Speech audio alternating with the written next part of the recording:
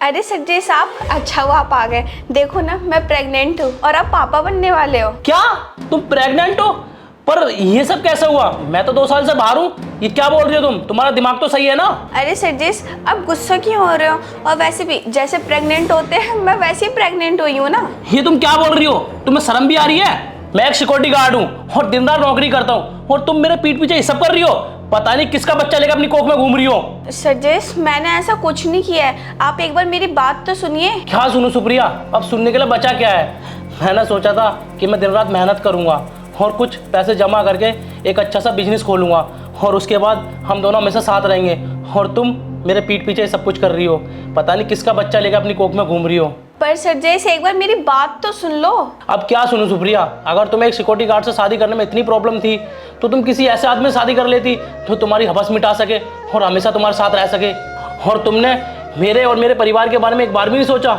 हम लोग तुम पे कितना भरोसा करते थे, और तुम मेरे पीठ पीछे ये सब कुछ कर रही हो। सुप्रिया, मैं और मेरा परिवार तो कहीं मुंह दिखाने लायक भी नहीं बचा।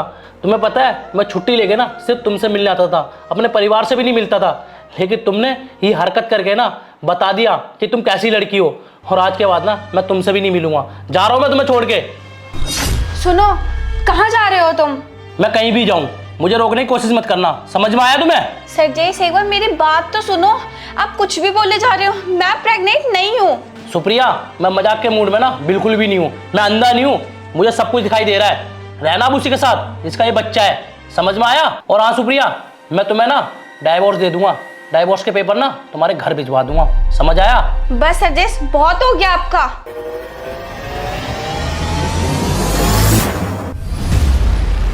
मैं प्रेग्नेंट नहीं हूँ।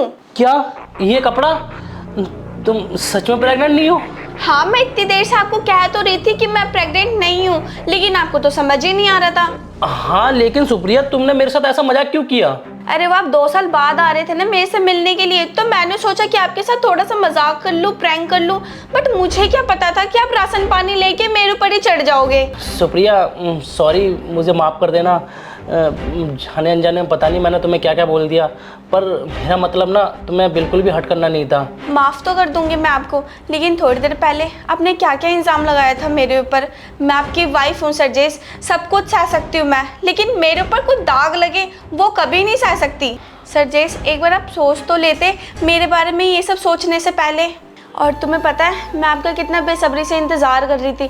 मैंने यही सोचा था कि आप जब आओगे हम साथ में बैठ के खाना खाएंगे, टाइम स्पेंड करेंगे, बहुत सारी बातें करेंगे। बट तुमने सारे अरमानों पे पानी फेर दिया सरजेश। प्लीज़ सुप्रिया, मुझे माफ़ कर देना। पता नहीं जाने अनजाने में बहुत कुछ बोल दिया मैंने तुम्हें, लेकिन ये मेरी पहली और आखिरी गलती समझ के प्लीज़ मुझे माफ़ कर दो। अच्छा ठीक है, लेकिन नेक्स्ट टाइम से आप प्लीज़ ऐसा कुछ मत करना। और हाँ, अपनी वाइफ पे ना कभी शक मत करना। और हाँ, आपकी वाइफ कभी ऐसा नहीं कर सकती जिससे आपका सिर झुके। अच्छा ठीक है मेरी जान, आगे से मैं कभी ऐसा नहीं करूँगा। सॉरी यार।